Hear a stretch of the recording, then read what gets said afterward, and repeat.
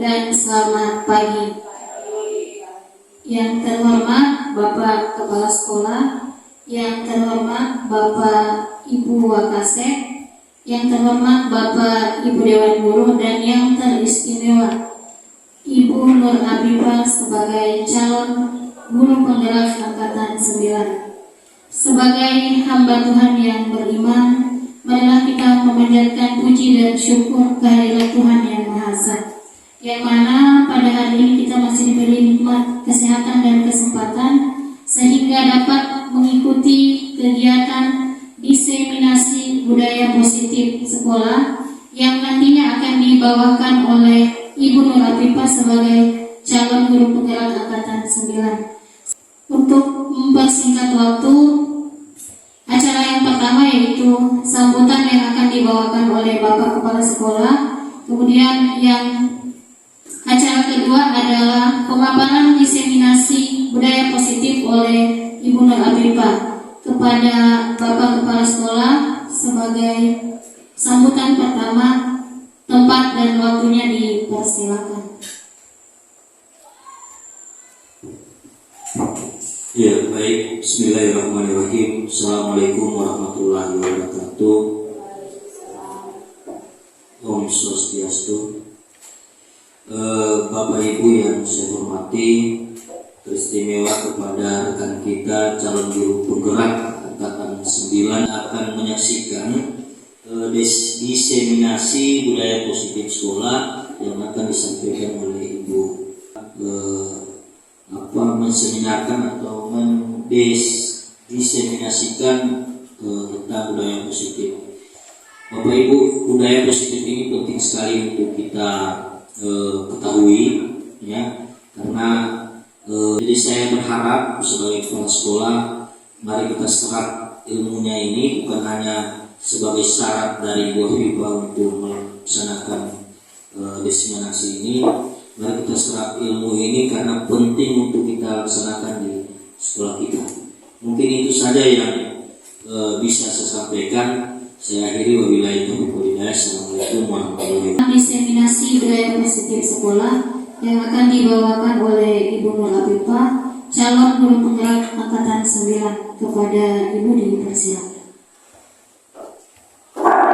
Bismillahirrahmanirrahim. Assalamualaikum warahmatullahi wabarakatuh. Dan selamat pagi Bapak Ibu guru hebat. Alhamdulillahirabbil alamin. Puji syukur senantiasa kita ucapkan kepada Tuhan yang Maha Kuasa, karena pada kesempatan hari ini kita diberikan kesempatan hingga bisa untuk hadir, utamanya memenuhi undangan saya khususnya, yaitu dalam kegiatan diseminasi budaya positif di sekolah. Untuk umat muslim, mari kita sama-sama mengirimkan salawat beserta salam kepada suri tauladan kita, baginda kita Nabi besar Muhammad SAW, yang mana senantiasa menuntun kita dari lembah atau dari yang tidak beradab menuju tempat atau alam yang beradab seperti yang tengah kita rasakan saat ini. Pertama-tama saya mengucapkan terima kasih banyak kepada Bapak Kepala Sekolah yang mana telah mendukung 100% kepada saya. Dukungan beliau ini benar-benar sangat berarti untuk saya dalam melaksanakan atau mengikuti pendidikan guru penggerak ini. Kemudian ucapan terima kasih mendalam kepada Bapak Ibu yang telah bersedia berkenan hadir di acara diseminasi pada kesempatan hari ini. Mengapa saya mengucapkan hal demikian? Karena kegiatan ini tidak akan terlaksana dengan baik ketika Bapak Ibu guru tidak bersama-sama dengan saya di ruang perpustakaan ini. Nah, baik Bapak Ibu sekalian, sekedar penyampaian bahwa tujuan dari pelaksanaan diseminasi ini tidak lain adalah pertama, sebagai salah satu tugas saya selaku calon guru penggerak dalam memenuhi tugas di modul 1.4, yakni penerapan budaya positif. Kemudian kedua yaitu tidak lain bagaimana saya coba untuk berbagi ilmu. Di sini kita sharing Bapak Ibu ya. Di sini kita sharing. Bukan berarti saya di depan ini bercerita, sayalah yang paling tahu semuanya. Tidak. Jadi kemarin saya mengikuti pendidikan guru penggerak ini kurang lebih 1 bulan. Dan alhamdulillah mendapatkan materi tentang budaya positif ini. Dan terus terang di budaya positif ini sendiri, kiranya ini sangat rugi ketika hanya saya sendiri yang menerima ilmunya, tidak berbagi untuk kepada teman-teman yang ada. Apalagi notabene saat ini kita ketahui bersama, kita senantiasa sama-sama bergelut di dunia pendidikan dan sama-sama juga mengayomi anak-anak kita. Nah, tentunya bagaimana nih kita untuk bisa merangkul anak-anak kita tersebut dengan budaya yang seharusnya, yang dikenal dengan budaya positif ini. Nah, seperti itu Bapak Ibu. Jadi sebentar nanti kita akan lebih sharing ya terkait dengan budaya positif ini seperti apa. Nah, kiranya seperti itu pengantar dari saya. Saya berharap kegiatan ini senantiasa bermanfaat, utamanya untuk kita semua yang hadir pada kesempatan hari ini, utamanya nanti untuk merangkul anak-anak kita di sekolah ini. Ya, mari Bapak Ibu kita lihat bersama berbicara mengenai budaya positif. Nah, sebelum lanjut kita ke budaya positif, kita telah mengetahui salah satu tokoh pendidikan kita ya, yaitu tidak lain kita bisa lihat bersama di depan ini atau di slide ini, yaitu Bapak Ki Hajar Dewantoro yang selama ini menjadi panutan kita dalam mengayomi atau di dalam bergelut di dunia pendidikan ini. Nah, di sini beliau mengatakan, menurut Ki Hajar Dewantara, tujuan pendidikan itu tidak lain untuk menuntun segala kodrat yang ada pada anak-anak agar mereka dapat mencapai keselamatan dan kebahagiaan yang setinggi-tingginya, baik sebagai manusia maupun sebagai anggota masyarakat. Oleh sebab itu, pendidikan itu hanya dapat menuntun tumbuh atau hidupnya kekuatan kodrat yang ada pada anak agar dapat memperbaiki lakunya, bukan dasarnya. Nah, bukan dasarnya. Hidup dan tumbuhnya kekuatan kodrat yang ada pada anak. Nah, dari sini kita bisa melihat Bapak Ibu bahwa di dalam dunia pendidikan ini kita senantiasa hanya bisa menuntun anak-anak kita dalam mencapai apa tadi? Mencapai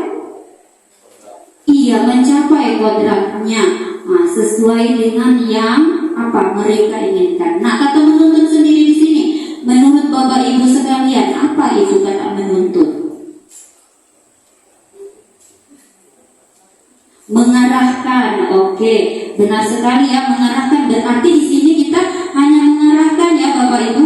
Posisi kita di sini hanya mengarahkan, tidak kita dalam kategori mengharuskan apa yang kita katakan itu yang harus mereka ikuti.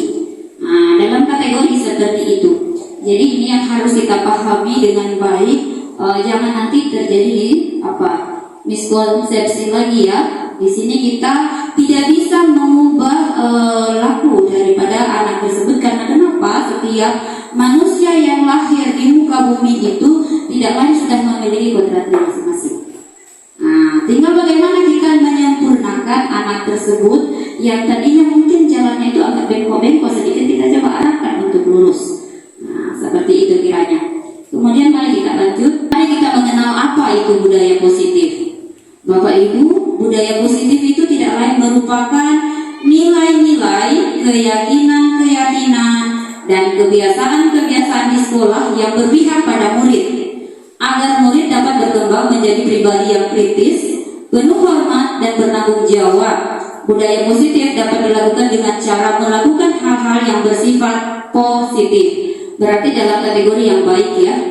Kemudian berpikir positif, berhati positif, dan bersikap positif. Jadi di sini bukan hanya lakunya saja yang bersifat positif, semuanya pemikirannya positif, aktivitas yang dilakukan positif, dan dari dalam hatinya pun juga siswa-siswi kita mengharapkan senantiasa yang lahir adalah hal yang positif. Nah, sekarang mari kita perhatikan pada kesempatan hari ini kita akan membahas 6 bagian daripada budaya positif itu. Nah, apa saja yang ke-6 budaya positif itu? Ini dia. Yang pertama adalah disiplin positif dan nilai-nilai universal, kemudian motivasi, hukuman dan penghargaan, restitusi, keyakinan kelas, kebutuhan dasar manusia, 5 posisi kontrol, dan terakhir segitiga restitusi. Nah, sekarang kita ke disiplin positif. Berbicara tentang disiplin positif, disiplin. Nah, kata disiplin itu bagaimana kita mengartikan, Bapak Ibu? Oke, tepat waktu. Kemudian apa lagi? Oke, taat dengan aturan. Kemudian lepas dari itu apa lagi? Bagaimana dengan menjalankan tanggung jawab yang diberikan dengan kita? Kiranya itu bisa tidak ya? Oke, Ibu, saya kira apa yang disampaikan tadi sangat baik ya. Mari kita kenali pengertian yang sesungguhnya dari disiplin positif itu. Disiplin positif itu menyatakan bahwa arti dia berasal dari kata dian, menyatakan bahwa arti dari kata disiplin berasal dari bahasa Latin disciplina yang artinya belajar. Kata disiplina juga berasal dari akar kata yang sama dengan discipler atau murid pengikut. Dengan kata lain, seseorang yang memiliki disiplin diri berarti mereka bisa bertanggung jawab terhadap apa yang dilakukannya karena tindakan mereka berdasarkan pada nilai-nilai kebijakan universal atau nilai-nilai kebijakan yang senantiasa itu dia baik. Ya, seperti itu. Kemudian, disiplin positif. Nilai-nilai kebijakan yang diyakini dan disepakati bersama, salah satunya adalah nilai-nilai kebijakan yang ingin dicapai oleh setiap anak Indonesia yang kita kenal dengan profil pelajar Pancasila, yang saat ini sudah kita mulai terapkan ya Bapak Ibu untuk di sekolah kita. Kemudian kita lanjut pada motivasi perilaku manusia. Nah, apa sebenarnya yang memotivasi dari perilaku manusia itu? Motivasi perilaku manusia itu tidak lain ada motivasi eksternal. Eksternal itu berarti di luar dari diri kita, atau bisa dibilang ada yang mengendalikan. Nah, di sini dikatakan untuk menghindari ketidaknyamanan, hukuman, apa yang akan terjadi jika saya tidak melakukannya. Begitu penegasannya. Contoh, kita hadir di sekolah sebelum jam 7. Nah, tidak lain mungkin dari dalam hati kita itu kita hadir bukan untuk apa ya, bukan untuk ada wujud tanggung jawab kita, tapi mohon maaf mungkin karena ada aturan yang mengharuskan ya kita untuk hadir sebelum jam 7 tersebut, atau kita takut dengan pimpinan kita, apalagi beliau merupakan pimpinan kita yang baru. Nah, mungkin hal yang seperti ini yang maksudnya yang eksternal tadi itu di luar dari kendali kita, yang betul-betul bukan dari asalnya dari diri kita tadi, hati nurani kita. Kemudian motivasi eksternal berikutnya tidak lain untuk mendapatkan imbalan dari orang lain. Apa yang akan saya dapatkan apabila saya melakukannya? Nah, berarti dalam kategori di sini kita mau melakukan suatu hal itu Bapak Ibu tidak lain karena di benak kita itu ada tujuan lain juga. Nah, tujuan lain itu apa? Mendapatkan penghargaan. Kemudian selain mendapatkan penghargaan, mendapatkan pujian. Itu benar sekali Bu Rafika ya. Nah, yang mana yang seharusnya kita tanamkan dalam diri kita? Tidak lain di poin terakhir, motivasi internal. Ini yang seharusnya kita tanamkan Bapak Ibu di dalam diri kita. Nah, jangan kita melihat karena adanya Bapak Kepala Sekolah, adanya aturan sekolah, tapi itu memang mari kita perbaiki dulu kita punya mindset dan dari dalam lubuk hati kita, yaitu tidak lain untuk menghargai diri sendiri, menjadi insan sesuai harapan kita. Saya mau jadi seperti apa? Nah, kalau kita menginginkan siswa kita yang baik, kita tanya dulu di diri kita, bagaimana ya dengan diri saya? Sudah terbaikkah? Atau masih ada yang belum baik dan harus saya perbaiki? Ini yang senantiasa selalu juga menjadi pertanyaan di benak saya Bapak Ibu sambil saya jalan ke sekolah dan bekerja di sekolah ini. Nah, kemudian saya akan menjadi orang seperti apa bila saya melakukannya? Nah, tentunya tadi kita ingat bersama bahwa kita ini senantiasa menjadi panutan. Contoh ya Bapak Ibu guru, jika kita mau menerapkan kata disiplin kepada anak-anak kita, berarti yang duluan kita perbaiki siapa dulu Bang? Ya pastinya lari lagi ke kita. Kalau begitu niatnya mungkin ya harus kita perbaiki, mari bersama-sama. Ini sebenarnya pukulan juga untuk saya sendiri. Nah, seperti itu Bapak Ibu. Oke, kita lanjut.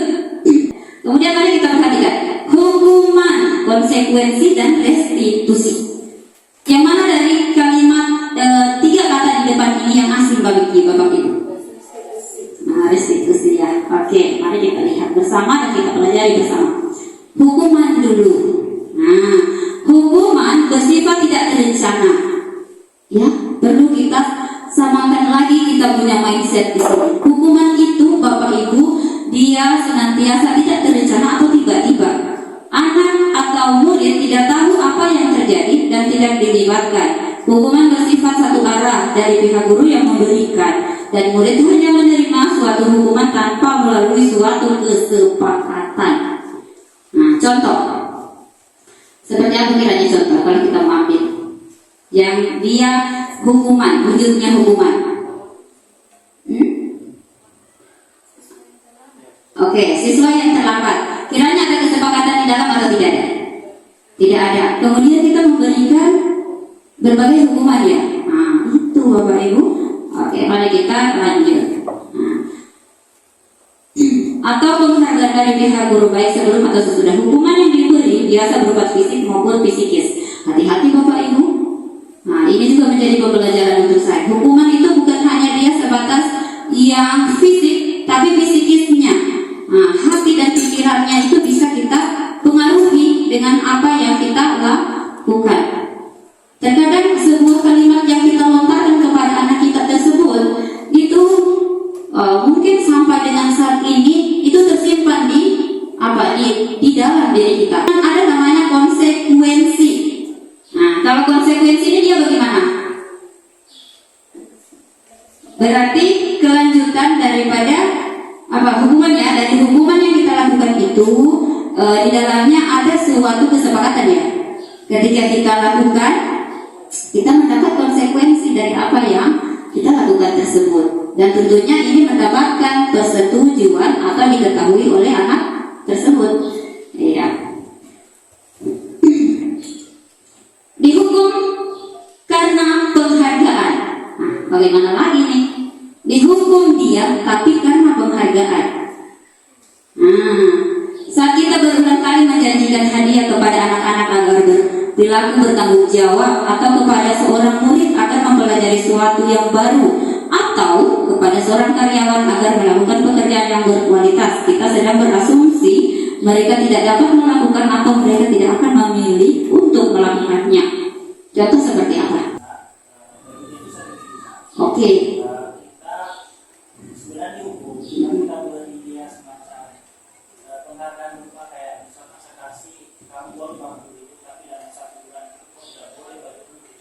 Wow, benar sekali ya yang disampaikan oleh Pak Salam, bahwa dihukum karena penghargaan itu anak-anak itu mau melakukan sesuatu itu dari kita, tidak lain ada di dalamnya iming-iming itu Bapak Ibu, ada yang kita iming-imingi. Ya, ayo nak, kalau kamu contoh seperti ini juga, ayo nak, kalau kamu semester ini bisa berhasil mendapat juara 1, kamu dapat hadiah, atau dapat reward dari Bapak Ibu. Nah, ternyata Bapak Ibu, ini hal yang harus kita luruskan bersama-sama. Karena kenapa? Ternyata ini dampaknya sangat luar biasa kepada anak tersebut. Nah, sadar tidak sadar itu dampaknya ternyata ada. Salah satu dampaknya itu bisa menurunkan tingkat semangat pada anak tersebut ataupun orang lain. Contoh, ketika anak tersebut tidak mendapatkan juara, itu dia merasa terpukul. Dan begitu juga dengan yang tidak dapat juara atau rekan dia yang dari juara 1 naiknya ke juara 2. Jadi kemarin saya sempat berpikir restitusi yang tadi tidak begitu familiar untuk kita. Apa itu restitusi? Ini dia, restitusi itu tidak lain adalah proses menciptakan kondisi bagi murid untuk memperbaiki kesalahan. Nah, untuk memperbaiki kesalahan sehingga mereka bisa kembali pada kelompok mereka dengan karakter yang lebih kuat atau karakter yang lebih baik, maksudnya ya Bapak Ibu. Jadi restitusi ini kita diajak untuk kita dengan anak-anak kita, mari duduk bersama, kita rangkul mereka dari sikap atau tingkah laku yang mereka lakukan itu yang tidak baik, kita arahkan untuk menjadi satu perbuatan atau perilaku yang baik hingga dia diterima oleh rekan-rekannya kembali dengan posisi apa? Karakter atau sikap yang lebih baik dari sebelumnya. Kiranya seperti itu. Restitusi juga merupakan proses kolaboratif yang mengajarkan murid untuk mencari solusi untuk masalah mereka. Nah, restitusi ini bukan hanya kita Bapak Ibu guru ya yang berperan, tapi anak itu kita ajak untuk duduk bersama untuk mencari solusi terhadap masalah yang mereka hadapi. Jadi yang selama ini kalau saya melihat dan mereview dari materi ini, saya terapkan di diri saya sendiri, itu ternyata yang selama ini yang kita lakukan itu masih sepotong jalan. Nah, karena kenapa? Kontrol kendali itu kebanyakan pada kita, memberikan solusi itu kebanyakan dari kita, bukan bersama anak-anak itu. Sementara kita tidak tahu apa ini keinginan anak ini, karena tidak mungkin mereka melakukan suatu hal itu tanpa sebab dan tujuan. Itu yang perlu kita ketahui bersama. Nah, mari kita lihat, kita main dulu nih. Ayo Bapak Ibu, mari kita perhatikan bersama-sama hukuman atau konsekuensi. Yo, tindakan guru, kolom berikutnya ada hukuman atau konsekuensi. Pertanyaan pertama, mencatat 100 kali di dalam buku kalimat saya tidak akan terlambat lagi karena terlambat ke sekolah. Kedua, lari mengelilingi lapangan sebanyak 2 kali karena terlambat hadir di sekolah. Nah, itu hukuman atau konsekuensi ya. Kemudian membersihkan tumpahan air di meja tulis karena tersenggol pada saat belajar. Bagaimana tuh Bapak Ibu? Oke, konsekuensi. Kemudian yang berikutnya, menggantikan kertas tugas teman yang telah dicoret-coret. Konsekuensi. Berjemur di lapangan jam 12 siang karena mengobrol dengan teman pada saat pembelajaran berlangsung. Hukuman. Kemudian murid minta bertelanjang kaki sepanjang hari karena tidak menggunakan sepatu ke sekolah. Oke, mari kita lihat ya, kita buktikan. Mudah-mudahan tidak ada yang keliru ya Bapak Ibu. Aduh, ada yang konsekuensi ini, ada yang hukuman. Ayo kita buktikan bersama-sama. Nah, itu dia jawabannya. Yang tepatnya mencatat 100 kali. Nah, saya tidak akan terlambat lagi karena terlambat ke sekolah. Hukuman. Bapak Ibu, hal yang sesederhana ini ternyata terkadang kita tidak sadari itu bagian daripada hukuman Bapak Ibu. Karena kenapa? Itu tidak diketahui oleh yang bersangkutan. Nah, kecuali ini sudah diketahui ya, kamu harus tahu konsekuensinya apa kalau kamu lakukan hal demikian. Ini kan sifatnya spontan ya. Kemudian lari mengelilingi lapangan sebanyak 2 kali karena terlambat hadir. Hukuman lagi. Kemudian yang berjemur di lapangan jam 12. Nah, itu tidak lain juga hukuman. Dan terakhir adalah juga ternyata hukuman. Nah, jadi Bapak Ibu, dari sini kita mungkin bisa sama-sama nanti cross check untuk aktivitas kita selama ini sudah benar atau masih ada yang keliru. Tentunya kalau yang ada keliru tentu kita harus perbaiki ya Bapak Ibu di masing-masing diri kita. Oke, kita lanjut pada keyakinan kelas. Nah, ini yang kemarin saya sudah lakukan salah satu sampel di kelas 10D. Nah, kemudian nanti insya Allah dilanjut dengan Bapak Ibu guru wali kelas yang lain. Berbicara tentang keyakinan kelas. Apa itu keyakinan kelas? Mengapa harus keyakinan kelas? Dan mengapa tidak peraturan kelas saja? Bagaimana? Itu Bapak Ibu? Iya. Apa itu keyakinan kelas? Oke, mengapa keyakinan kelas? Mengapa harus keyakinan kelas, tidak yang lain?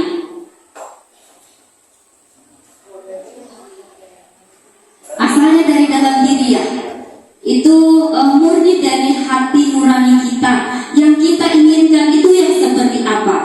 Kemudian lanjut pada kenapa tidak peraturan kelas. Yes, peraturan kelas itu senantiasa dia ada di dalamnya aturan yang sifatnya mengikat, dan sadar tidak sadar di dalamnya itu ada kata mengharuskan berarti. Ya kan? Nah, seperti itu. Oke, mari kita lihat bersama. Inilah uraian daripada keyakinan kelas itu. Keyakinan kelas bersifat lebih abstrak. Abstrak dia tidak begitu kelihatan dia.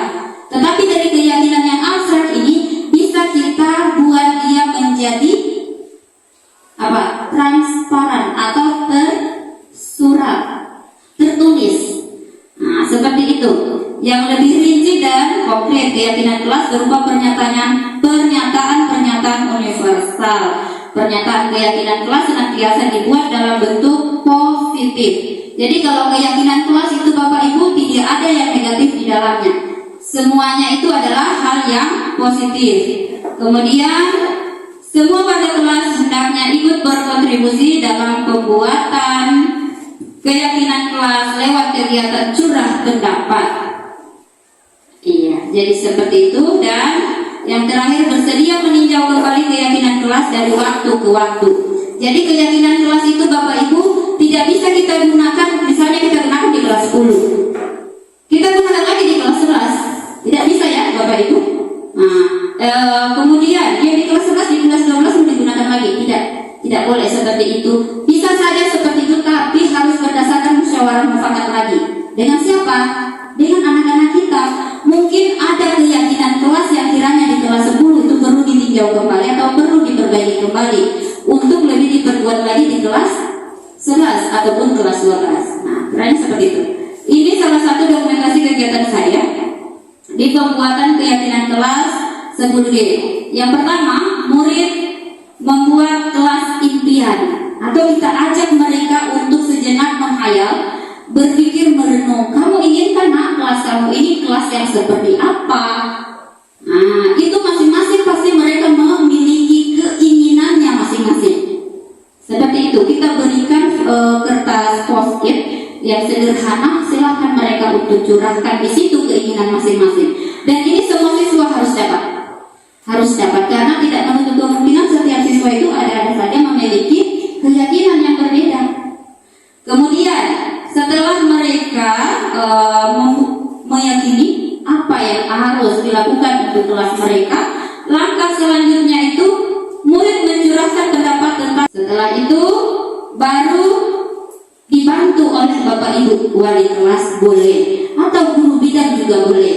Yang mana yang kita harus bantu, mereka ini kan semua sudah menempelkan hasil keyakinan kelas, tapi tidak menutup kemungkinan dari keyakinan kelas yang mereka tempel itu ada yang kalimatnya negatif. Nah, sementara keyakinan kelas itu Bapak Ibu tidak memuat kata atau kalimat yang negatif, kita berfungsi untuk apa? Mengubah kata-kata atau kalimat yang negatif tadi menjadi kalimat positif. Kita petahkan, kemudian memilih dan menyusun keyakinan kelas dibuat menjadi nilai-nilai kebijakan atau nilai-nilai yang paling senantiasa akan digunakan untuk di kelas itu. Nah, jadi inilah hasil karya mereka, anak wali dari Ibu Titi Hardianti. Selanjutnya seperti ini ya Bapak Ibu, cuplikan gambar yang senantiasa bisa menjadi patokan kita untuk mengarahkan anak kita di dalam ruang kelas itu, untuk mengarahkan mereka bisa menyusun sebuah keyakinan kelas itu. Ajaklah mereka untuk mengenali peraturan di kelas ini apa semua ya nak. Mungkin kita ajukan pertanyaan sederhana seperti itu dulu. Pasti pertanyaan itu akan dijawab dengan begitu banyak jawaban-jawaban. Nah, kemudian kalian maunya kelas yang seperti apa? Sederhana, kata-kata apa yang sederhana seperti itu yang akan dibuat. Mari kita lihat ini ya, yang peraturan kemudian yang menjadi keyakinan kelas. Contoh, selalu kembalikan buku di tempatnya, itu merupakan wujud apa? Tanggung jawab. Kemudian sampai bagian terakhir. Oke, mari kita lihat materi berikutnya tentang 5 kebutuhan dasar manusia. Nah, ini materi yang sangat menarik. Yang pertama, tidak lain bertahan hidup. Kemudian, yang kedua, kebutuhan akan kasih sayang. Ketiga, kebebasan. Keempat, kesenangan. Kemudian, penguasaan. Nah, bagaimana dengan bertahan hidup ini? Untuk bertahan hidup itu senantiasa di sini kita bagaimana bisa memperoleh misalnya rumah berkaitan dengan sandang pangan ya. Kemudian selain rumah, kebutuhan makan, nah itu semua bisa kita inginkan untuk dapat. 5 dasar kebutuhan manusia. Kemudian kebutuhan akan kasih sayang, merasa diterima kita di lingkungan kita, ya, kemudian kita mendapatkan kasih sayang dari teman-teman kita. Mungkin berkaitan dengan hal-hal seperti itu ya, Bapak Ibu, terkait dengan kebutuhan yang kedua. Kemudian kebutuhan kebebasan. Nah, kebutuhan ketika kita diberikan kebebasan untuk apa? Memilih. Memilih dalam kategori seperti apa? Ketika kita masuk dalam ruang kelas. Kita memberikan sebuah materi pada anak-anak itu dengan metode ceramah. Kita hanya memberikan materi dengan metode ceramah. Tapi kita tidak tahu bagaimana keinginan dari anak ini sebenarnya. Yang seperti itu ya Bapak Ibu. Kita berikan kebebasan untuk mereka untuk memilih model atau gaya belajar yang seperti apa yang mereka senangi.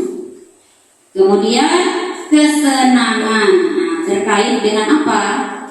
Ini kesenangan, mungkin dia nyamannya dengan cara belajar seperti apa, berkaitan dengan rekreasi. Kemudian yang terakhir penguasaan dalam hal kepemimpinan dia atau berkaitan dengan power ya di sini. Oke, ini ya. Tidak terfokus pada kita ya, pada semesta. Jangan lagi Bapak Ibu, ini koreksi untuk diri saya pribadi. Jangan lagi hanya keinginan dari kita saja yang diikuti, tapi mari kita ikuti keinginan anak-anak kita sebagai salah satu motivasi mereka juga untuk mau terus belajar. Kesenangan ya, ini yang kesenangan tadi. Oke, kita lanjut pada 5 posisi kontrol. Nah, ini materi yang sangat menarik sebenarnya yang perlu kita pelajari bersama pada kesempatan hari ini. Ada 5 posisi kontrol berkaitan juga dengan restitusi tadi Bapak Ibu. 5 posisi kontrol itu tidak lain, yang pertama penghukum, posisi pembuat merasa bersalah, posisi teman, posisi pemantau atau monitor, posisi manajer. Kira-kira kita semua yang dalam ruangan ini Bapak Ibu sudah memainkan semua peran yang ada di atas ini? Belum. Kita pelajari bersama dan kita lihat bersama. Kita menerapkan sampai di posisi yang mana nih Bapak Ibu? Mari kita lihat. Penghukum. Nah, siapa nih? Mungkin tidak ada yang tidak pernah ya menghukum. Posisi menghukum. Posisi menghukum ini senantiasa kita menyampaikan tindakan perlakuan yang kita lakukan ataupun melalui tunjuk kepada anak itu ketika anak juga sudah merasa tidak nyaman, berarti kita menghukum anak tersebut. Nah, mari kita perhatikan bersama. Guru-guru menerapkan posisi penghukum akan berkata, patuhi aturan saya ya. Bapak Ibu, patuhi aturan saya ya. Biasa saya Bapak Ibu kalau bicara seperti itu, kenapa lagi ada patuhi aturan saya? Langsung kena di dalam diri sendiri. Atau awas ya, sampai tidak bersih. Ini silakan kalian kerja. Awas ya tidak bersih, kata awas itu. Hati-hati.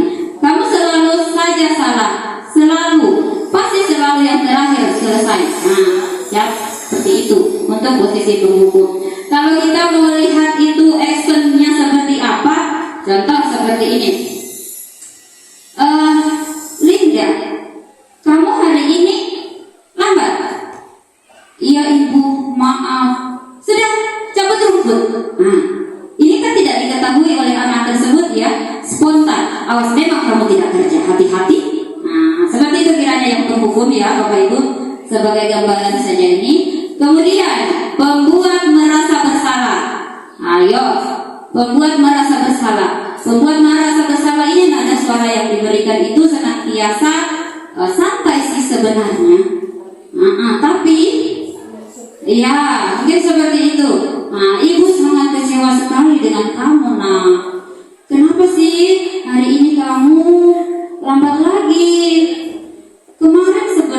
apa penyampaiannya. Halus dia Bapak Ibu, tapi ini sampai di lubuk hati yang paling dalam sana ya. Jadi seperti itu ya. Gimana coba kalau orang tua kamu tahu kamu berbuat begini? Di posisi ini murid akan memiliki penilaian yang buruk tentang diri dia sendiri. Aduh, hari ini saya mengecewakan lagi ibuku, bapakku. Kemarin saya sudah janji. Yang seperti itu Bapak Ibu ya. Kemudian kita lanjut. Posisi teman. Siapa yang sering menggunakan posisi teman ini? Posisi teman itu kita mengkontrol anak itu, memposisikan diri kita sebagai rekan dia, teman dia. Contohnya, ayolah nak, kerjakanlah demi ibu.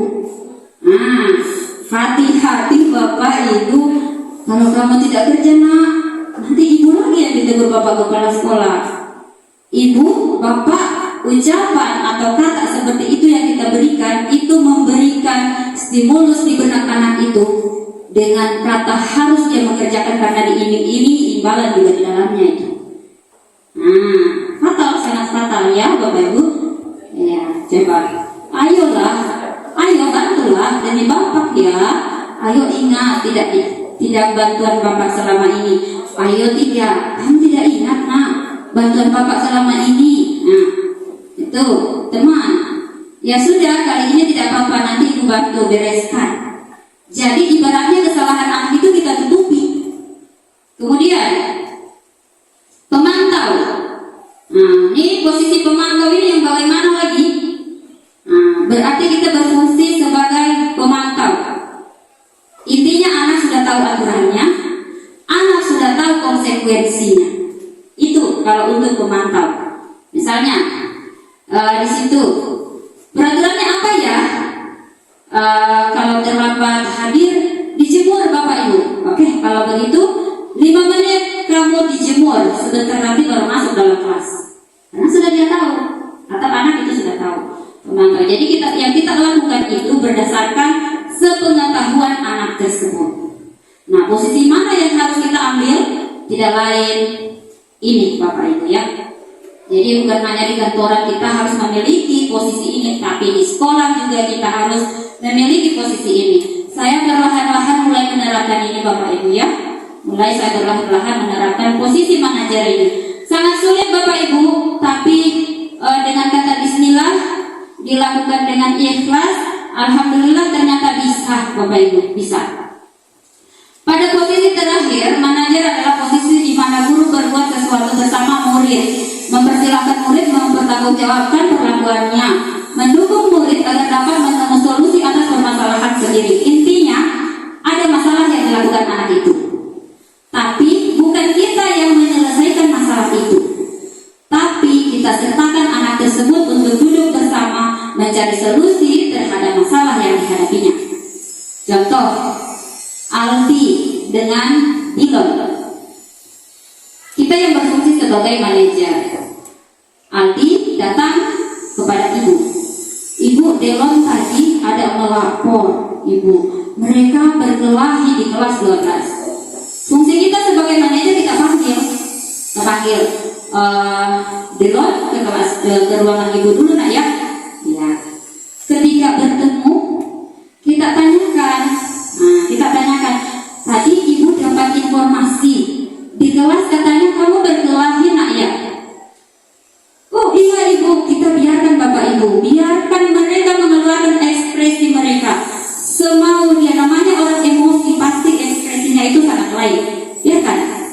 Iya ibu, bagaimana saya tidak mau marah, masa buku saya dia main-mainkan. Oke, jika ibu ada di posisi kamu, ekori dia, kita ikuti. Jika ibu ada di posisi kamu, nah, ya pasti ibu juga akan melakukan hal seperti itu, ya kan? Artinya apa? Kita mengambil hati dari anak itu. Setelah itu, tadi dilakukan lebih tidak nak? Alhamdulillah tidak ibu. Suka saya hanya marah-marah, tidak sampai saya tinju. Misalkan seperti itu. Alhamdulillah. Kemudian kita lakukan tindakan berikutnya. Kira-kira nak, hal yang kamu lakukan tadi benar atau salah? Sudah tenangkan emosi anak itu, karena sudah kita ikuti kemauannya.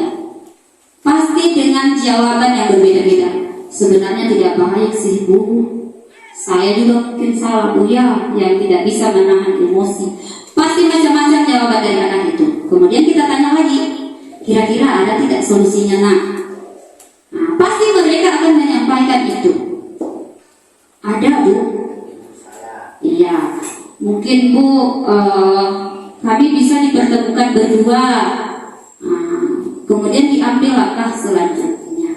Kiranya seperti itu ya, yang sederhananya. Sekarang kita masuk di materi terakhir, segitiga restitusi. Segitiga restitusi ini dikenal dengan suatu proses dialog yang dijalankan oleh guru, orang tua agar dapat menghasilkan murid yang mandiri dan bertanggung jawab. Nah, artinya apa? Berani berbuat, berani bertanggung jawab. Tetapi di dalamnya itu ada hal positif yang kita ambil. Tidak ibaratnya dibiarkan begitu saja masalah itu tanpa ada titik penyelesaian. Ada titik penyelesaiannya. Yang pertama dia menstabilkan identitas, kemudian validasi tindakan yang salah dan menanyakan keyakinan. Kita lihat arusnya seperti apa. Segitiga restitusi dalam versi menstabilkan identitas. Nah, ini bertujuan untuk mengubah identitas siswa dari gagal ke sukses. Yang tadi dia bermasalah menuju yang tidak bermasalah atau penyelesaian ya Bapak Ibu. Nah, ajukan pertanyaan yang bisa kita berikan seperti ini. Setiap orang pasti pernah melakukan kesalahan. Manusia tidak ada yang sempurna. Kita bisa memperbaiki masalah ini. Saya tidak menanyakan kesalahan, tapi saya hanya fokus memperbaiki masalah. Ini kiranya kalimat-kalimat yang bisa kita ajukan pada anak tersebut ketika kita menangani sebuah anak yang tengah bermasalah. Jadi jangan langsung kita hardik ya Bapak Ibu, jangan langsung kita hakimi. Itu kamu juga nak, barangkali kamu yang salah. Pasti emosinya itu tidak redam, pasti tambah menjual.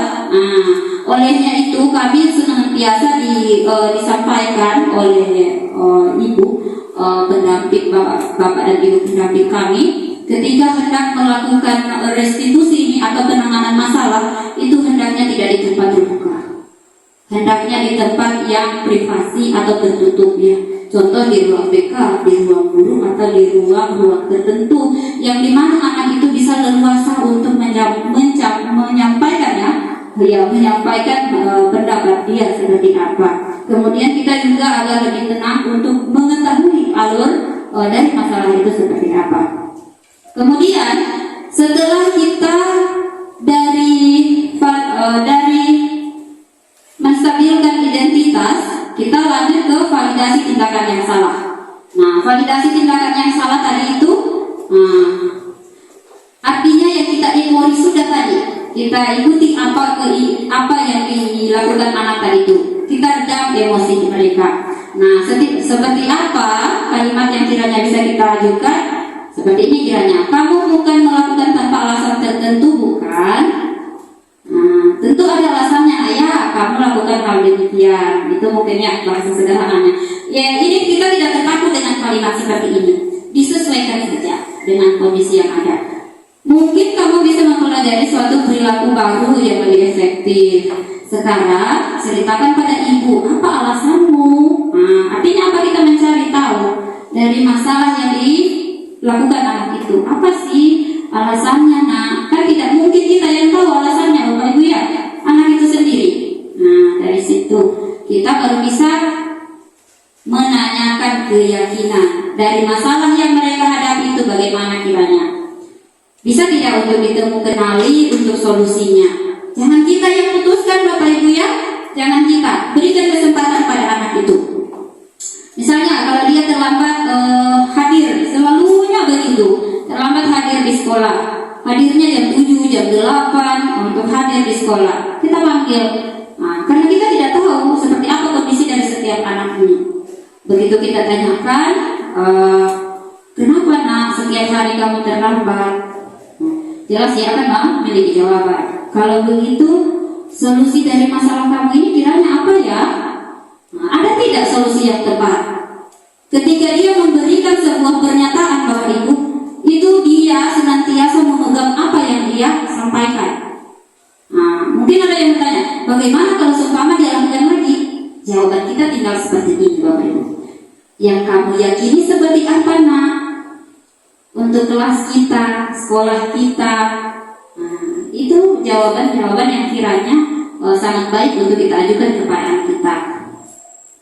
Nah, kemudian di situ diajukan pertanyaan untuk keyakinan ini. Kita sudah membuat keyakinan kelas. Apa kamu masih ingat apa saja keyakinan kelas yang sudah disepakati bersama? Jadi makanya Bapak Ibu perlu senantiasa di setiap kelas itu ada namanya keyakinan kelas. Karena ketika kita memberikan, bukan memberikan hukuman ya, ketika ada anak yang bermasalah, kita backgroundnya kembali pada keyakinan kelas. Ketika kita backgroundnya kembali pada keyakinan kelas, anak itu akan kembali berpikir, oh iya ya, ini yang sudah kami sepakati, yang kami buat bersama, bukan dari Bapak Ibu guru semata. Jadi seperti itu. Makanya perlu ada dulu keyakinan kelas. Nah, olehnya itu saya mengajak Bapak Ibu di sini, yang paling utama itu adalah Bapak Ibu wali kelas. Karena yang senantiasa bertemu dengan banyak masalah itu adalah di wali kelas. Nah, mungkin bisa diterapkan upaya-upaya segitiga institusi seperti ini untuk menangani anak-anak kita sambil belajar ya bersama Bapak Ibu. Oke, itu kiranya penyampaian dari saya. Saya kembalikan kepada moderator, mungkin ada yang dipertanyakan nantinya lewat moderator Bapak Ibu ya. Itulah pemaparan materi dari Ibu Nur Afifah tentang diseminasi budaya positif di sekolah. Kita masuk kepada acara yang ketiga, yaitu sesi tanya jawab atau diskusi. Mungkin Bapak Ibu yang ingin bertanya atau memberikan tanggapan, waktu dan tempat dipersilakan. Kemarin itu saya masuk mata pelajaran fisika di kelas 10D, dan di minggu kemarin saya memberikan sebuah tugas yang tidak selesai di waktu minggu kemarin. Nah, tugas itu tidak selesai, mengerjakan soal. Nah, setelah itu kemarin itu adalah harinya. Saya masuk, saya tidak bawa buku, saya sampaikan, Dek, mana sudah tugasnya? Mereka bilang, tugas yang mana Pak? Di sini. Kalau tidak salah ada tugas itu yang tidak terselesaikan minggu kemarin. Masa kamu lupa? Ada perjumlahan, pengurangan, perkalian dan lain sebagainya. Sudah baku bisi teman di samping. Nah, setelah itu saya tanya mereka, jawab jujur. Mereka tahu konsep saya. Yang penting kamu jujur, saya hargai. Nah, bagaimana? Dia bilang, belum selesai Pak. Kenapa belum selesai? Banyak alasan. Ada yang bilang urus sapi dan lain sebagainya. Tapi juga ada yang urusan yang tidak terlalu penting, main gadget sampai tengah malam dan lain sebagainya. Kemudian saya mengingat bahwa di kurikulum merdeka di kelas 10 itu adalah bagaimana caranya siswa itu merdeka dan guru juga mengajarnya merdeka. Sama-sama kita merdeka. Terus saya sampaikan, Dek, kira-kira kamu merasa merdeka atau tidak? Merdeka Pak, jawab jujur. Kalau kamu merdeka, pasti kamu selesaikan tugas saya. Tidak Pak. Nah itu kan. Terus maunya kalian apa? Saya bertanya dengan kalian, maunya kalian bagaimana saya? Jujur saja. Terus dari 6 nomor soal yang dari Kambaya, siapa namanya? Yang tinggi itu. Dia bilang, Pak, maunya kami tidak usah banyak-banyak PR Pak. Apa yang lain sudah kasih banyak PR Pak. Nah, sedangkan kami ini Pak banyak pekerjaan di rumah. Jadi mau bagaimana deh? Kalau bisa Pak paling banyak 2 atau 3 nomor. Oke, saya setuju. Kalau begitu siapa yang dari 6 nomor, siapa yang sudah selesai 3 nomor, banyak angkat tangan. Mesti saya periksa satu-satu. Saya periksa satu-satu.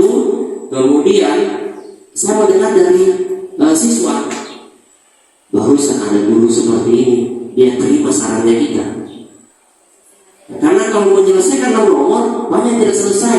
Tetapi ada juga yang selesai hanya 1 orang dari semua orang itu, siswa itu. Kamu selesai? Sudah Pak. Kenapa kamu tidak angkat tangan? Saya tanya. Takut Pak dengan teman-teman yang lain tidak baku enak nanti saya.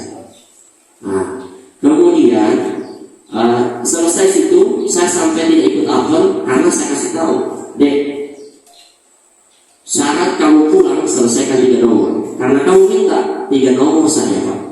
Akhirnya ada yang sekitar 3 orang saja yang paling terakhir. Tapi mereka di situ luar biasa, begitu semangat mengerjakan. Kalau yang sudah selesai sampai 4 nomor 5 nomor aman. Yang belum ada sama sekali juga ada.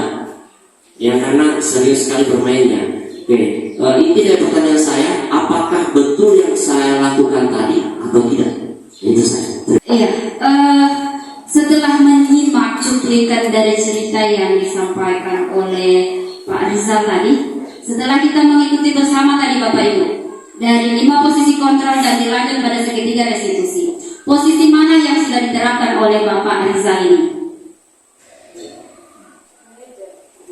Kalau begitu kita beri aplaus untuk Pak Rizal. Ya, alhamdulillah Pak. Terima kasih banyak. Bapak sudah menerapkan segitiga restitusi dengan menerapkan 5 posisi kontrol yang terakhir. Oke sekali. Yaitu meminta anak-anak untuk bertanya, meminta anak-anak untuk memberikan, mencari solusi. Jadi kalau begitu nak maunya kamu ini apa? Itu kan kalimat sederhana yang diajukan Bapak Ibu ya. Nah, berarti solusi itu kita berikan kepada mereka dulu. Bagaimana menurut kamu dengan masalah ini? Ketika mereka memberikan pendapatnya kepada kita senantiasa menyimak juga Bapak Ibu.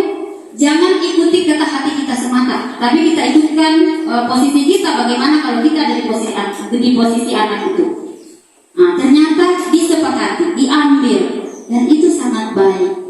Berarti sampai ya sempurna di posisi manajer. Sampai kalau untuk segitiga restitusi ini dia juga terlaksana secara menyeluruh. Ada masalahnya, kemudian ditanyakan sebab dari masalah itu, dan ditanyakan keyakinannya seperti apa, solusi yang diambil seperti apa. Komplit. Nah, kalau saya sendiri Bapak Ibu, alhamdulillah sudah pernah juga melakukan hal demikian. Tapi memang banyaknya itu di posisi pemantau yang selama ini peran yang saya lakukan. Nah, posisi pemantau selalu berpatokan dengan peraturan yang ada, yang sudah mereka tahu. Ketika mereka tidak lakukan, apa konsekuensi yang kalian harus terima? Tidak. Benar sekali Pak Rizal yang Bapak sudah lakukan. Good job Pak Rizal. Lanjutkan untuk penanganan kasus yang ada di sekolah saat ini. Itu mungkin jawaban dari saya. Ibu Titi, silahkan. Mungkin masih ada yang ingin bertanya. Boleh? Ya. Kepada Ibu Rafika dipersilakan.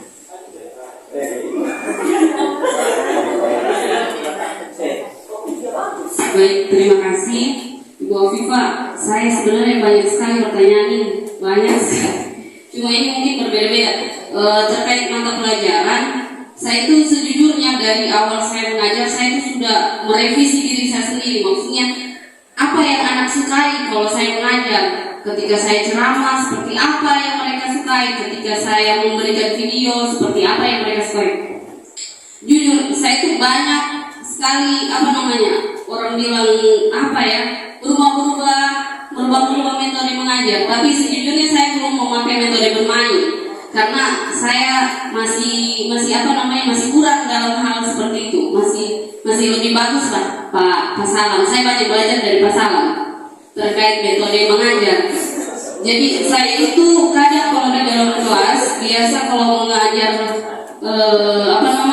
mereka mencatat dulu, kemudian atau buku saya berikan, kemudian saya jelaskan satu persatu. Banyak yang suka karena ini ilmu sosial kan. Biasa saya kasih variasi lagi. Saya berikan gambar karena kalau sejarah itu kalau cuma ceramah kan mereka pasti ngambang, maksudnya bingung, ayat mana ini. Jadi saya kasih video, tapi saya pikir video itu adalah hal yang mungkin bisa sukses saya laksanakan karena sejarah itu kan maksudnya harus diceritakan peristiwanya, harus mereka lihat. Tapi selama saya menggunakan metode video, pembelajaran video, kurang minatnya. Ada makanya beberapa kelas itu berbeda-beda. Kalau di kelas 1 saya kebanyakan metode ceramah karena mereka lebih suka, lebih paham. Kalau di kelas MIA, mereka dan IE 1, MIA 2 dan IE 1 mereka lebih suka diskusi. Jadi saya variasi, saya diskusi di sana. Kalau yang di kelas IS 2, 11 IS 2 dengan kelas 3 itu kebanyakan mereka lebih suka mengerjakan soal daripada harus ceramah di kelasnya. Kemudian saya sebenarnya mau belajar banyak sebenarnya metode saya ini. Yang kedua pertanyaan saya, kita kan guru, apalagi perempuan, moodnya itu beda-beda pasti.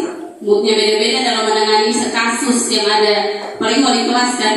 Saya itu ada beberapa siswaku yang mungkin sudah terkenal di kantor. Ada 4 siswaku ini. Dari pertama saya menangani, pertama pakai metode kasar, tidak ada berubah.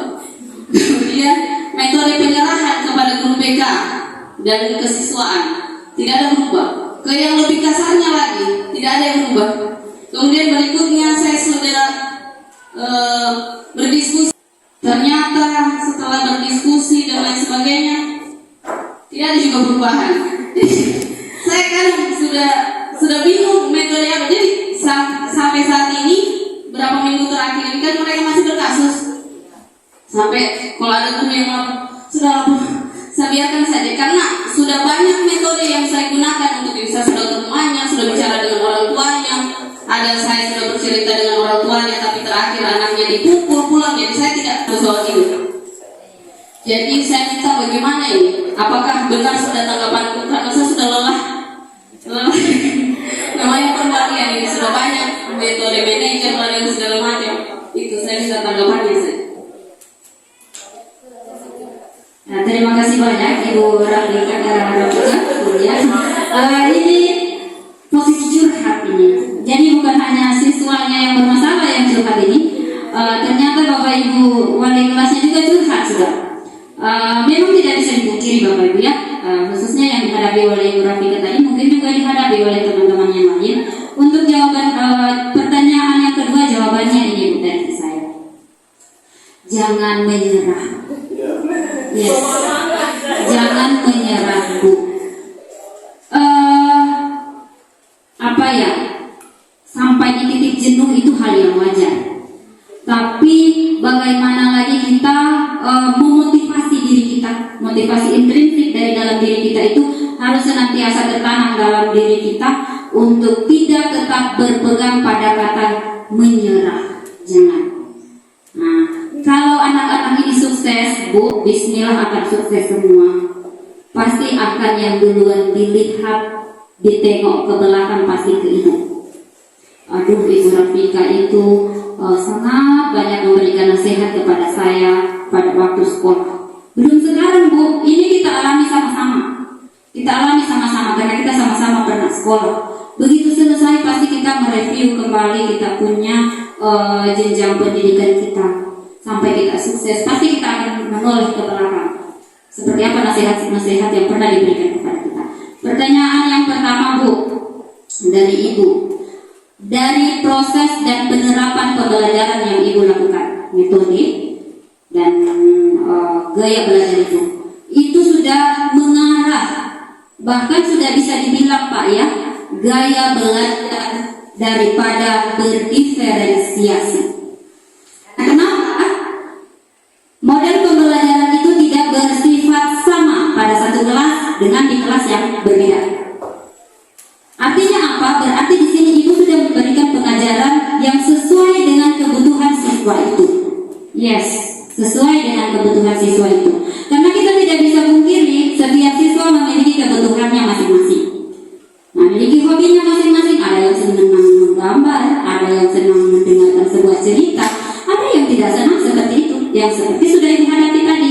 Dan kalau proses penerapannya di lapangan sudah oke, Ibu, sudah boleh. Tinggal dikembangkan lagi Bu, tinggal dikembangkan lagi. Good job buat Ibu Rafika ya. Saya juga masih harus belajar Bu untuk hal tersebut. Karena kita sama-sama mempelajari atau membawa mata pelajaran pada bidang sosial. Kira seperti itu Ibu ya. Baik, Assalamualaikum warahmatullahi wabarakatuh. Baik, terima kasih atas kesempatannya. Ini saya mau bertanya dengan Ibu Afifah. Saya kan sebagai wali kelas di dalam kelas itu pasti ada beberapa siswa menjadi perhatian khusus. Nah, dari 5 fungsi kontrol tadi, mungkin yang kelima yang jarang saya lakukan itu dan manajer. Tetapi saya pernah bertanya Ibu dengan siswa saya tanya kira-kira solusinya ini bagaimana? Tapi mereka hanya diam Bu. Jadi Kalau siswa yang seperti itu, bagaimana tindak lanjutnya kita? Karena dia tidak mengeluarkan apa yang dia mau. Kemudian kira-kira salahnya saya itu di mana? Kenapa? Anak-anak ini tidak kalau ditanya, cuma diam begitu. Jadi saya pertanyaan saya, Bu, terima kasih.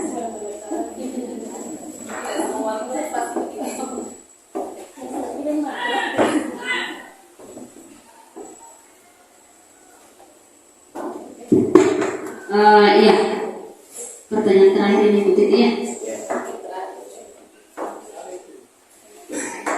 Oke, jadi begini. Ini saya menanggapi pertanyaan dari Ibu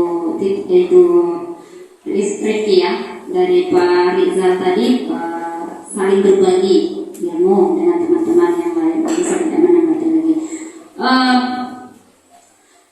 Restitusi atau 5 posisi kontrol yang sudah dilakukan Ibu Rifki itu sudah sebenarnya baik juga. Nah, Ibu, ketika kita mengajukan pertanyaan pada anak, kira-kira solusi apa yang kiranya bisa diambil dengan masalah ini? Kalau mereka diam, Bu, ada 2 diamnya itu. Pertama, dia diam karena dia tidak mengetahui dia harus jawab apa atau dengan cara apa dia menyelesaikan, atau kedua, dia takut mengeluarkan pernyataan dia atau pendapat dia. Tugas kita, Bu, apa? Kita antar dia untuk menemukan solusi itu salah satunya. Contohnya seperti ini. Kalau kamu lakukan seperti misalnya dia lambat hadir ke sekolah, sudah kita tangani. Posisi kontrolnya sudah sampai di menanyakan untuk solusi. Nanyakan solusi. Kira-kira solusinya apa, kalau kamu terlambat hadir terus seperti ini? Diam. Kira-kira ada tidak solusinya, ya? Kalau Ibu tuh solusinya paling pertama, Ibu buat jam wakernya Ibu itu sesuai dengan jam bangun yang seharusnya. Itu kita antar dulu, Bu. Dengan begitu anak bisa berpikir, oh iya mungkin ini kiranya bisa ya. Karena terkadang anak dalam kondisi tertekan ketika diajukan pertanyaan itu pemikirannya tertutup, Bu, terkadang. Sama juga seperti kita ketika dipanggil Bapak Kepala Sekolah, Ibu Tifat, ke ruangan dulu. Apalagi dengan ekspresi yang luar biasa mungkin memberikan titik ketegangan. Ada apa ya? Kenapa ya saya dipanggil? Ketika kita diajukan pertanyaan, terkadang kita tidak bisa berpikir dengan jernih dengan apa pertanyaan yang diberikan kepada kita. Jadi silahkan kita untuk memberikan bukan berarti yang kita berikan itu adalah solusi untuk dia. Itu hanya sebatas perumpamaan dari kita. Kita serahkan lagi dengan dia karena yang menjalaninya itu adalah anak itu juga. Bisa saja dia akan menjawab, oh iya benar, Bu, dengan mengatur jam alarm saya jam 5 mungkin itu akan membantu saya akan cepat untuk hadir. Kemudian kita tanyakan lagi bisa seperti ini. Di rumah ada siapa saja? Pasti dia akan jawab. Ada kakak, Ibu, ada mama, ada papa. Nah, mungkin itu juga bisa akan berperan membantu kamu untuk bisa membangunkan kamu biar lebih cepat, ya. Bagaimana menurut kamu? Oh iya, Ibu. Ketika dia sampaikan, oh iya, Ibu, nanti saya minta tolong dengan ibu saya atau bapak saya untuk dibangunkan lebih cepat. Dapat solusinya, Ibu, ya. Jadi kita hanya berfungsi sebagai pengantar saja. Kita antar anak itu untuk berpikir, untuk menemu solusi. Kemudian dia yang menentukan yang mana mau dia ambil. Jangan kita. Kalau kita nanti kesannya itu kembali aturannya dari kita bukan dari mereka. Seperti itu ya, Ibu Rifki. Ya, terima kasih. Itulah sedikit tanggapan atau kegiatan hari ini. Lebih dan kurangnya kami mohon maaf. Wabillahi taufiq wal hidayah. Wassalamualaikum warahmatullahi wabarakatuh.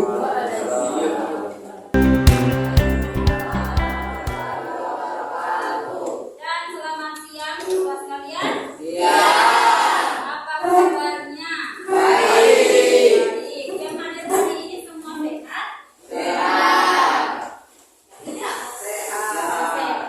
Nah, apa yang adik-adik sekalian ketahui tentang budaya positif itu? Ayo.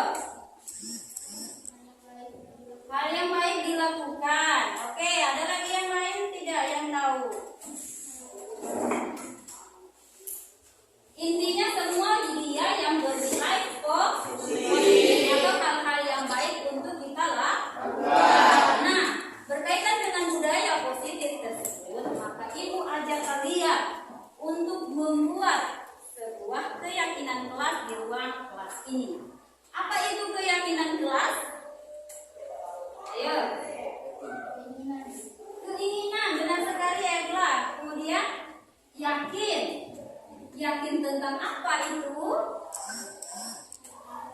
Harapan kelas. Ya, berbicara tentang keyakinan kelas, itu kita senantiasa memiliki harapan, memiliki sebuah keyakinan bahwa kelas kita itu maunya yang seperti apa?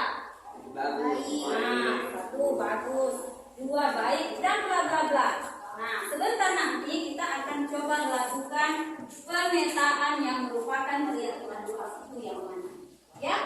Nah, sekarang Ibu akan bagikan post-it kepada kalian dan setiap siswa akan mendapatkan post-it ini. Sebentar, nanti akan Ibu sampaikan. Diapakan di post-it Ibu? Sebentar ya. Apa? Oke. Nah, sekarang tugas kalian, kita akan buat sebuah keyakinan kelas atau kita mau kelas kita itu seperti apa. Tugas kalian dari post-it yang kalian terima tadi selembar itu, silahkan dituliskan di situ. Kalian menginginkan kelas yang seperti apa? Silahkan dituliskan di masing-masing kertas yang Ibu baru saja. Sudah? Oke, yang sudah Ibu persilahkan untuk maju. Mari silakan ditempelkan di sebelah daripada kertas karton yang berwarna putih. Ya. Dia tidak perlu menyimpan nama.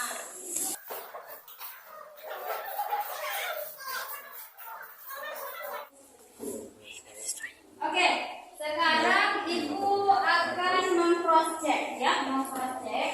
Dari keyakinan kelas ini kita akan petakan dia. Nah, kita akan petakan dia menjadi sebuah satu keyakinan bahwa di mana dia tidak ada kalimat negatif ya di dalamnya. Semua dia hal yang positif. Sebagaimana yang Ibu sampaikan tadi di awal bahwa kalau berbicara mengenai keyakinan kelas itu berarti di dalamnya itu semua dia memuat hal-hal yang oke atau yang baik. Jadi kalau ada yang negatif, hendaknya nanti akan kita ganti kata-kata atau kalimatnya. Nah, Ibu cek dulu. Kemudian untuk nanti yang sama, misalnya si A ada yang ambil kebersihan, si B juga kebersihan. Berarti itu sudah dihitung satu ya. Bersih, tidak ribut. Kalau bersih, tidak ribut, bersih itu dia masuk dalam kategori apa? Kerapian. Kemudian buat itu tidak ada kalimat negatifnya. Tidak ada kalimat negatifnya ya. Tinggal disusun ke dalam sebuah kalimat dan dikelompokkan karena kenapa? Tadi Ibu perhatikan itu keinginannya hampir sama semua ya. Seperti menginginkan kelas yang bersih, menginginkan kelas yang tenang, kerapian dan kebersihan, saling menghargai dan menghormati ya boleh ya.